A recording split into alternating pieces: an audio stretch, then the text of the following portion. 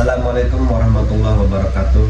Kami dari kelompok 8 ingin mempresentasikan hasil kerja kelompok kami dengan judul Metode Intercropping dan Berkelanjutan Pertanian pada Lahan Kering di Masa Kini dan Masa Depan.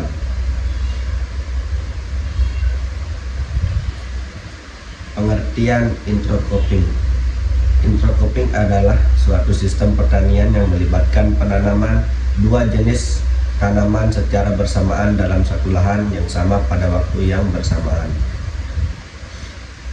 Pada pertanian lahan kering, model intercropping diterapkan untuk memaksimalkan penggunaan sumber daya alam, khususnya air, meningkatkan hasil panen secara keseluruhan. Model ini memberikan manfaat berupa pengendalian gulma, peningkatan kesuburan tanah, dan penyebab resiko akibat kerugian dari serangga, hama, atau penyakit. Dengan memanfaatkan tanaman yang memiliki kebutuhan lingkungan yang berbeda, intercropping memungkinkan pencapaian hasil yang lebih stabil dari berkelanjutan lahan yang terbatas. Gandum. Gandum merupakan salah satu tanaman yang dikenal memiliki daya adaptasi tinggi terhadap berbagai kondisi lingkungan, termasuk lahan kering. Yang kedua, jagung. Jagung merupakan salah satu tanaman yang populer untuk intercropping di lahan kering, terutama karena daya adaptasinya terhadap kekurangan air di fase vegetatifnya. Jagung memiliki kemampuan untuk mengoptimalkan fotosintesis dalam kondisi yang tidak ideal. Kemudian millet. Millet merupakan pilihan tanaman yang sangat cocok untuk pertanian lahan kering, mengingat kemampuannya untuk tumbuh optimal meskipun dalam kondisi air terbatas. Tujuan: meningkatkan hasil pertanian. 2. Mengurangi resiko kegagalan tanaman. 3. Meningkatkan kualitas tanah dan keseimbangan ekosistem. 4. Mengoptimalkan penggunaan sumber daya alam. 5. Meningkatkan ketahanan pangan. Metode penelitian. 1. Penentuan tujuan penelitian: menilai produktivitas gabungan dari tanaman gandum, millet, dan mentimun. Menilai pengaruh interaksi antar tanaman terhadap pertumbuhan dan hasil tanaman. Mengukur efisiensi penggunaan lahan seperti land equivalent ratio atau LER. Menganalisis dampak persaingan dan kerjasama antar tanaman. 2. Desain eksperimen. Lokasi penelitian: pilih lokasi penelitian dengan kondisi tanah dan iklim yang sesuai untuk ketiga tanaman tersebut. Jenis eksperimen: gunakan desain eksperimen acak lengkap lainnya untuk sesuai membandingkan hasil antar perlakuan. Tentukan beberapa jenis tanaman intercropping. Kemudian ketiga, variabel yang diamati: pertumbuhan tanaman, tinggi tanaman, jumlah daun, luas daun, dan biomasa. Kemudian hasil biji gandum dan millet per unit luas, berat buah mentimun per unit luas. Efisiensi penggunaan sumber daya penyerapan air, cahaya, dan nutrisi oleh tanaman. 4. Metode penanaman. Waktu penanaman: tentukan waktu tanam yang tepat untuk ketiga tanaman agar dapat tumbuh dengan optimal. Jarak tanam: tentukan jarak tanam yang sesuai untuk masing-masing tanaman, baik sistem monokultur maupun intercropping. Pemeliharaan: lakukan pemeliharaan rutin seperti menyiram, pemupukan, dan pengendalian hama sesuai dengan kebutuhan masing-masing. 5. Pengamatan dan pengukuran. Pengamatan rutin: lakukan pengamatan terhadap kondisi pertumbuhan tanaman setiap minggu atau sesuai dengan fase pertumbuhannya. Pengukuran hasil setelah masa panen: ukur hasil gandum, millet, dan mentimun secara terpisah untuk masing-masing jenis tanaman. Perhitungan atau LER: hitung LER dengan untuk mengevaluasi seberapa efektif substan intercropping dibandingkan dengan monokultur. 6. Analisis data. Gunakan analisis statistik untuk membandingkan hasil antara perlakuan monokultur dan intercropping. Uji signifikan untuk melihat perbedaan hasil antara sistem tanah yang berbeda. Evaluasi efisiensi penggunaan lahan dan sumber daya. Penjelasan gandum. Gandum adalah salah satu tanaman serealia yang paling penting di dunia dan merupakan sumber utama karbohidrat dalam pola makanan manusia. Ciri-ciri tanaman gandum. Bentuk tanaman gandum adalah tanaman tahunan yang memiliki batang tegak dengan tinggi 0,5 hingga 1,5 meter tergantung pada varietas. Daunnya sempit dan memanjang dengan ujung yang runcing. Daun gandum juga memiliki pelepah di bagian pangkal yang menyelimuti batang. Bunga gandum memiliki bunga kecil yang tersusun dalam tandan atau spiklet. Bunga gandum bersifat hermafrodit, memiliki kelamin jantan dan betina dalam satu bunga. Penjelasan millet. Millet adalah kelompok biji-bijian yang termasuk dalam keluarga Poaceae atau rumput-rumputan yang dikenal dengan kemampuan tumbuh di berbagai kondisi lingkungan termasuk tanah kering dan daerah dengan curah hujan rendah. Millet memiliki banyak jenis dan sering digunakan sebagai bahan pangan utama di beberapa bagian dunia termasuk Afrika dan Asia. Beberapa jenis millet yang umum dikenal antara lain pearl millet atau Pennisetum glaucum, finger millet atau Equus carocana, dan Poppy millet. Lanjut.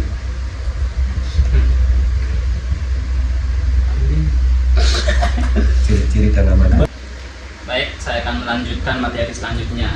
Ciri-ciri tanaman millet. Bentuk tanaman. Tanaman millet biasanya berupa herba tahunan yang memiliki batang tegak dan berdaun sempit. Daunnya memanjang dan sempit, mirip dengan rumput dengan permukaan halus dan ujung yang runcing. Bunga. Millet memiliki bunga kecil yang biasanya tersusun dalam malai atau tandan. Buah millet berbentuk biji yang kecil dan keras, seringkali berbentuk bulat atau oval. Jenis-jenis millet: pearl millet, finger millet, foxtail millet. Millet. Manfaat millet: sumber pangan. 2. Pangan alternatif. 3. Kesehatan. Dan keunggulan millet: toleransi terhadap kekeringan, tanaman pangan yang tahan terhadap pencemaran tanah, produktivitas cepat. C. Faktor yang mempengaruhi pertumbuhan millet: iklim, tanah, air, dan nutrisi. Manfaat millet: millet berperan penting dalam ketahanan dengan pangan di banyak negara berkembang.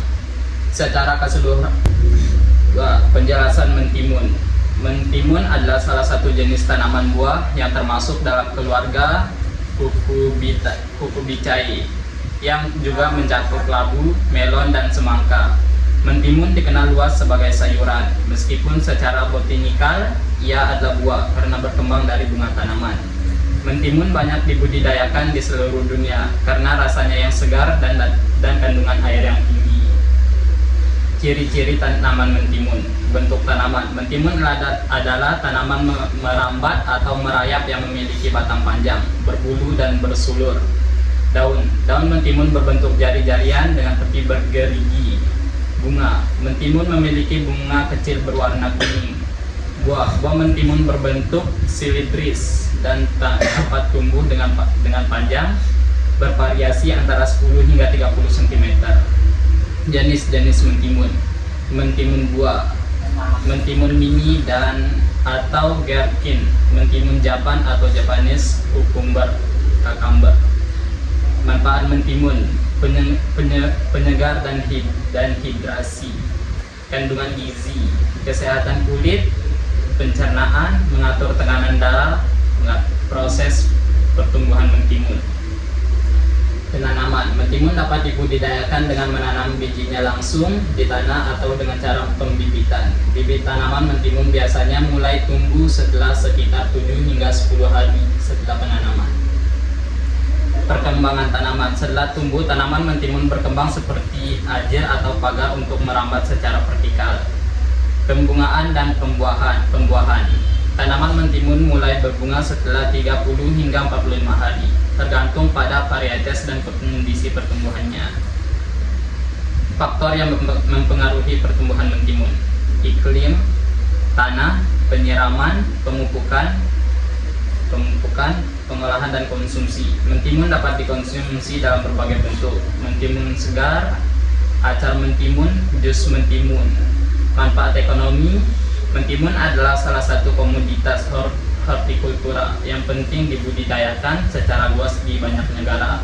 Selain dikonsumsi sebagai sayuran, mentimun juga diproduksi dalam bentuk acar dan digunakan dalam industri kosmetik dan kesehatan yang memberikan nilai tambah ekonomi bagi para petani dan produsen. Baik, saya akan melanjutkan materi selanjutnya. Metode intercropping. Metode intercropping yang bisa diterapkan pada gandum, millet, dan mentimun. 1. Pemilihan pola tanam intercropping. Pola intercropping antara gandum, millet, dan mentimun perlu disesuaikan dengan sifat masing-masing tanaman agar dapat memaksimalkan hasil. Berikut adalah beberapa pola intercropping yang dapat dipertimbangkan. A. Intercropping baris paralel. Row intercropping. Tanaman gandum, millet, dan mentimun ditanam dalam baris yang terpisah dengan jarak antar baris yang disesuaikan. Tanaman yang lebih tinggi seperti gandum dan millet dapat ditanam dalam barisan utama, sementara mentimun yang lebih rendah dapat ditanam di barisan samping atau di antara barisan gandum dan millet.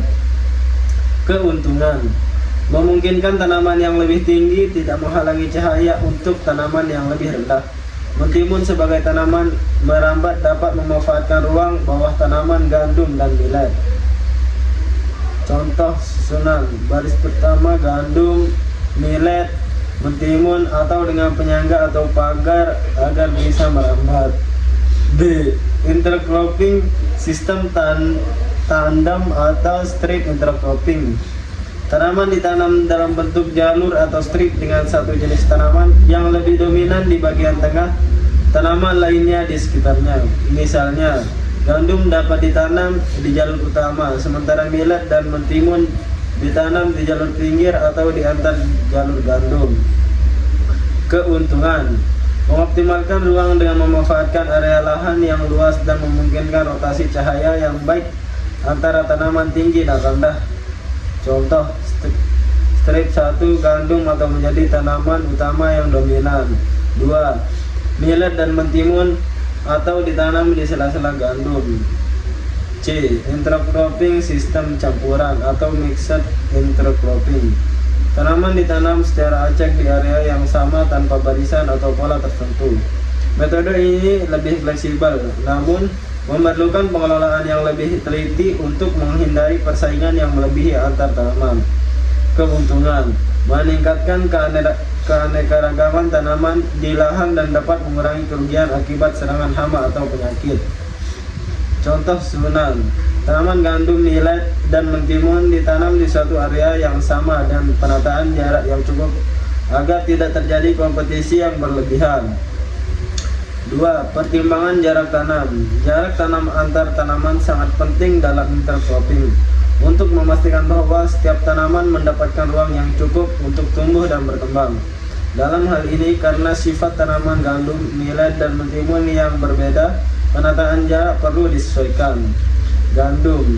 Tanaman ini biasanya membutuhkan jarak tanam sekitar 20-30 cm antara setiap bibit dalam satu baris. Tanaman gandum cenderung tinggi dan memerlukan ruang untuk batang yang tegak. Millet cenderung lebih kompak dan tidak setinggi gandum, dengan jarak tanam sekitar 20-30 cm antar tanaman.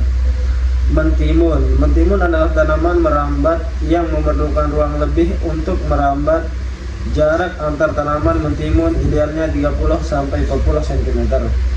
Untuk mentimun yang merambat, pengaturan air atau pagar bisa digunakan untuk mendukung pertumbuhannya secara vertikal.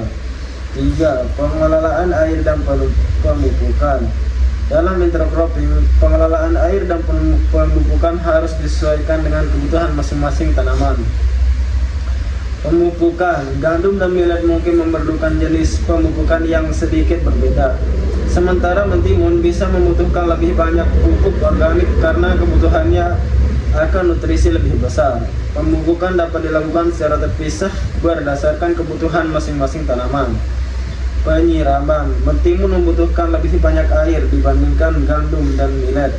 Oleh karena itu, pengelolaan irigasi harus disesuaikan untuk memenuhi kebutuhan masing-masing tanaman tanpa menyebabkan genangan yang dapat merusak akar gandum dan millet. 4. Manfaat tantangan intercropping gandum, millet, dan mentimun. Peningkatan keanekaragaman tanaman, mengurangi risiko kerugian akibat hama atau penyakit karena keberagaman tanaman. Efisiensi penggunaan sumber daya dengan menanam 3 jenis tanaman. Setiap tanaman dapat memanfaatkan sumber daya seperti cahaya, air, dan nutrisi dengan cara yang lebih efisien. Pengendalian gulma. Tanaman yang tumbuh bersama dapat membantu mengurangi pertumbuhan gulma karena tanaman yang dapat menghalangi gulma untuk berkembang. 5. Evaluasi efisiensi intercropping. Untuk mengevaluasi keberhasilan sistem intercropping, salah satu metode yang dapat digunakan adalah Land Equipment Ratio atau LER. LER mengukur efisiensi penggunaan lahan dalam sistem intercropping dibandingkan dengan monokultur. LER dihitung dengan menjumlahkan hasil tanaman dalam intercropping dan membandingkannya dengan hasil tanaman yang ditanam secara monokultur. LER lebih besar satu menunjukkan bahwa sistem intercropping lebih efisien dibandingkan monokultur. Sekian saya sebutkan. Dari selanjutnya saya akan bacakan tentang dampak penerapan metode intercropping. Penerapan metode intercropping dapat memberikan berbagai dampak, yaitu 1. Peningkatan efisien penggunaan lahan. 2. Optimalisasi ruang. Dengan menanam beberapa jenis tanaman dalam satu lahan, intercropping memungkinkan penggunaan ruang secara lebih efisien. Tanaman yang berbeda seperti tanaman tinggi dan pendek dapat memanfaatkan cahaya dan ruang secara optimal yang mengarah pada hasil yang lebih tinggi per satuan luas tanah. 3. Peningkatan produktivitas. Tanaman yang ditanam bersama-sama dapat menghasilkan total hasil yang lebih tinggi dibandingkan dengan sistem monokultur karena tanaman yang berbeda memiliki siklus pertumbuhan yang saling melengkapi. 4. Mengurangi ketergantungan pada pupuk dan pestisida. 5. Pengurangan penggunaan bahan kimia. Dengan beragam tanaman yang ditanam bersama, intercropping dapat membantu mengurangi ketergantungan pada penggunaan pestisida kimia. Tanaman yang berbeda dapat saling membantu dalam mengendalikan hama dan penyakit melalui mekanisme penghalangan alami. 6. Peningkatan kesehatan tanah. Beberapa tanaman seperti tanaman leguminosa dapat memperbaiki kualitas tanah dengan menambah kandungan nitrogen melalui pikasasi. Pikasasi ini dapat mengurangi kebutuhan akan pupuk kimia untuk meningkatkan kesuburan tanah. 8. Pengendalian hama dan penyakit secara alami. 9. Keanekaragaman sebagai pelindung. Intercropping meningkatkan keanekaragaman tanaman yang dapat mengurangi risiko serangan hama dan penyakit. Tanaman yang berbeda mungkin memiliki daya tahan alami terhadap serangan hama tertentu, sehingga memperkecil kemungkinan seluruh hasil tanaman rusak akibat serangan hama atau penyakit. Menarik hama alami. Beberapa tanaman dalam intercropping dapat menarik predator alami yang membantu mengurangi populasi hama berbahaya bagi tanaman utama. Selanjutnya, meningkatkan ketahanan terhadap cuaca ekstrim, perpanjangan musim panen, mengurangi erosi tanah, penutupan tanah, dan lain-lain. Baik, hanya itu yang dapat saya sampaikan. Sekian dari saya. Selanjutnya kesimpulan akan dibacakan oleh teman saya Saiful Rahman. Baik, kesimpulan pada pembahasan pada kelompok 8 ada baret kan? Ada ingat nomor kalau kebaca ya aku. Itu dari slot itu lagi. Baik, kesimpulan pada pembahasan kami pada hari ini. Kesimpulan, metode intercropping yang melibatkan penanaman berbagai jenis tanaman seperti gandum, millet, dan mentimun dalam satu lahan dapat meningkatkan efisiensi penggunaan lahan dengan memaksimalkan pemanfaatan sumber daya seperti cahaya, air, dan nutrisi. Tanaman yang berbeda dapat tumbuh bersama tanpa saling mengganggu, bahkan saling melengkapi, sehingga hasil total persatuan luas tanah dapat lebih dibandingkan dengan sistem monokultur.